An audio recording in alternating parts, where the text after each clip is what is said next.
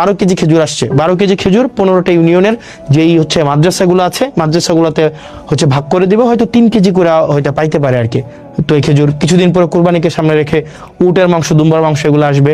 তো আমরা চাই প্রত্যেকটা মানে এক পয়সা যেন, যে জিনিসটা আপনারা যেন বুঝে পান। আসলে হাসনাত আব্দুল্লাহ যেসব বলতেছে, আমি আমার এই বয়সে আজ পর্যন্ত কোনোদিন আমি শুনি নাই যে সরকারের থেকে খেজুর আসে, গুস্তা টুস্তা আছে প্রতিটা মানে ইউনিয়নে দেওয়ার জন্য।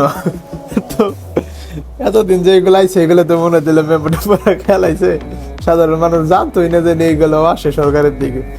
আসলে দেবিদ্বারের মানুষ অনেক ভাগ্যবান যে এরকম একটা মানুষ হয়েছে। দেবিদ্বারের উন্নতি তো নিশ্চিত, এটা তো আর কোনো কিছু বলার নাই। আর সবচাইতে বড় কথা হইলো বাকি যে জেলাগুলো আছে এইসব জেলার মানুষগুলো শুধু আফসোস করবো যে আমাদের এমপি গুলা হাসনাত আব্দুল্লাহর মতো কেন হইলো না, আফসোসের বিষয় শুধু।